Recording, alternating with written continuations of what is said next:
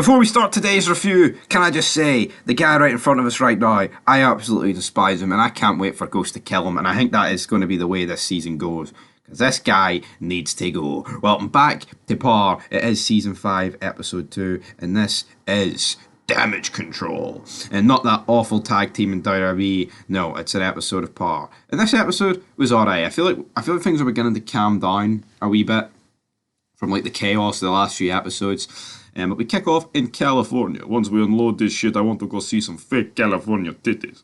We have to get drunk first, You can't drink in fully nude bars here. How pish is that? So, obviously, Tommy's connections have landed in California. I think the ports are theirs because Tommy put the word up with the Jimenez cartel. But then, Jimenez cartel gun these two guys down. Will that have big repercussions later on? Of course it will. But yeah, I mean, pretty much murdered in cold blood. We cut back to the ghost house. Everyone is still pretty upset about Raina's death. Tasha's crying in her bedroom. Tariq comes in. He's like, "You okay, Mom?" She's like, "No, I'm not okay." But meanwhile, we're trying to find out who the Connect is. Back in the FBI headquarters. We're like, what's going on here?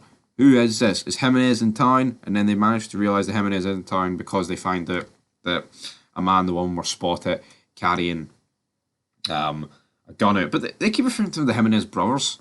You think they would be aware that it's not? It makes a bit of sense why Tommy wouldn't know, but I mean, the FBI, you think, would know everything like that, wouldn't you? Tommy pulls up. Him and Kesha are talking about Raina when she was young. I remember that. Being picked as the godfather, all that shite.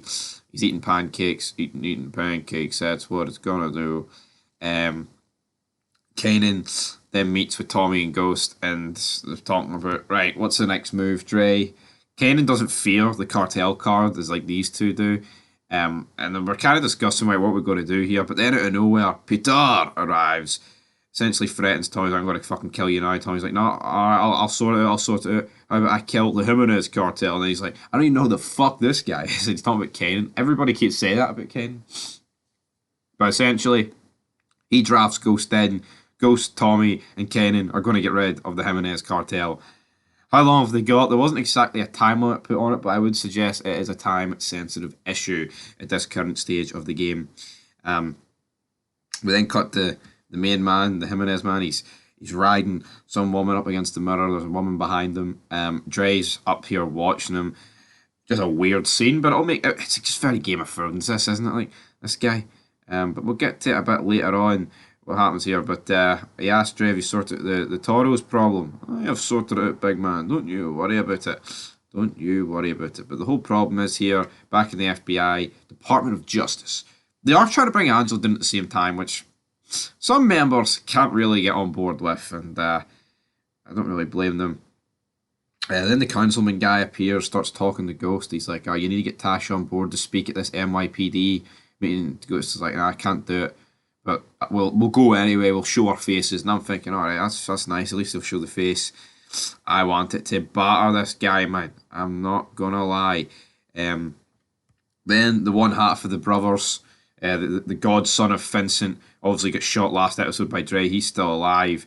Tommy and Sammy here arrive, and it's like, all right, we'll deal with you. We'll get you a doctor, but first we've got to meet with Vincent. Right, hold on. This guy's been shot. He's bleeding out. Looks paler than Tommy, which is quite hard. And they just left him here in this garage. It's almost like I think Sammy wanted this guy to die. But then it doesn't make much sense if he did. I don't understand what's in it for him. Because he wants to cover for Tommy because he's Teresa's kid. So I don't understand that element of it, to be honest. So we'll have to wait and see. Tommy has a meet with Vincent, and things probably aren't going to be too good, but he's bleeding out. Mac confronts Proctor because Proctor's hearing's coming up to see if he can still be a lawyer. What's going to happen here? Who knows? Ghost, though, he says, "We got to head out, man." We'll see how it goes. But the Toros, they need to deal with a leadership problem, Dre, essentially. Some of his crew, the Specs, and the other guy drop a guy, but Dre isn't happy about it and basically scolds him and says, "We ain't working together. You work for me, motherfucker." So, yeah, Dre, the Par's going to his head a wee bit, but we'll have to see where this goes, essentially. But, you know, it was a pretty neat drive-by, to be honest. We then have Kanan and Ghost talking. Kanan's like, "Yeah, Tyreek, he's a real G, man. You need to keep out on the streets." And Ghost's like, no, it's not for him. It's not for him. We can't allow him to do this. We cannot allow him to do this, man. It's impossible. Tommy then goes to visit Tracy.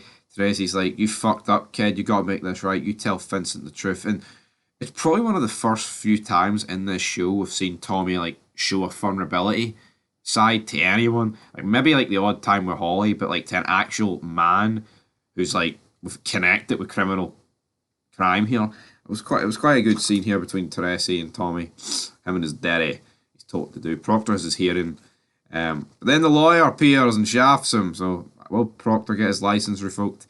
I wouldn't be surprised if he did. Turns out the godson of Vincent is now dead. The doctor's like, well, I get paid anyway. I just can't believe that they left this guy. Like, honestly. What was so pressing that Sammy couldn't be with this guy and wait on the doctor? Honestly, I don't get it. Genuinely do not get it. Tommy, right, albeit had to go see Tracy, but why couldn't Sammy have patched this guy up? It seriously makes no sense to me. But anyway, unless he wanted him dead.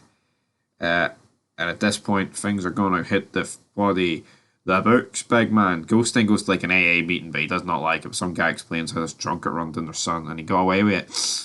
Will Ghost act on that? Who knows? Who knows how that's going to go down? To say the least. We then have Tommy visiting Vincent. We sit down, explains the truth to Vincent, but then lies like right at the end, saying that, here, don't worry about it, big man.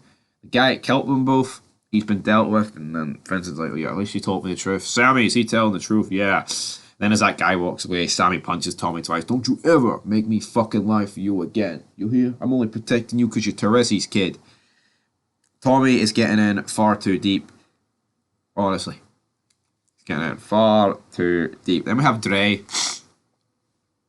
meet with the new leader of the Toros and like, did you drop that guy? And the guy lies. He's like, yeah, I dropped that motherfucker, even though it was Dre's own crew. So automatically for the get-go, there's like zero trust here, to be honest, which is quite funny. Tariq kind of has a heart-to-heart with Tasha, saying, yeah, I know it's my fault for Raina's death. He's not fucking wrong, is he? Not wrong. Not wrong at all. Then to the scene that made me boil my blood. Well, the councilman guy for Queens is speaking, and he sees Tasha and Ghost, who Ghost said, right, we're not speaking, and he forced them to go up on stage, and Ghost is raging with him, and he calls him out afterwards, like, Tasha breaks down. It was a pretty sad scene. Obviously, he's like, we were all at fault, we were all at fault, we were all at fault, and I just don't get why Ghost is letting this guy live.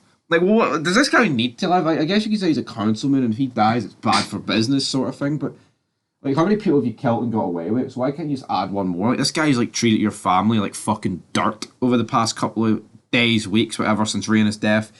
And I just don't, honestly, and the way he like disrespected Tommy at the funeral, I am surprised. I mean, maybe you could say there's bigger fish to fry right now than this guy. But what Ghost does at the end of this episode tells me there's not, that he needs to let out this rage, so to speak. Then at the weird parallel incident at the end where Jimenez lets Dre fuck the woman he was screwing earlier, and then Dre's like, we'll just pretend we did, and she's like, no, we have to, because you'll end up smelling my pussy, and I was like, what in the fuck is going on here? So she bends over, Dre starts fucking her, Jimenez comes in and starts laughing, it's like, now it's your turn to watch, or my turn even. Then we end the episode with Ghost killing the drunkard that killed that guy's son at the AA meeting, and it's like, we have a weak ending, to be honest, but it was still an alright episode. I'll give it a 6 out of 10. Wasn't exactly spectacular, but it was alright, guys. And that's where we're going to leave it for episode 2 of season 5. 6 out of 10. Leave your thoughts down below, and peace.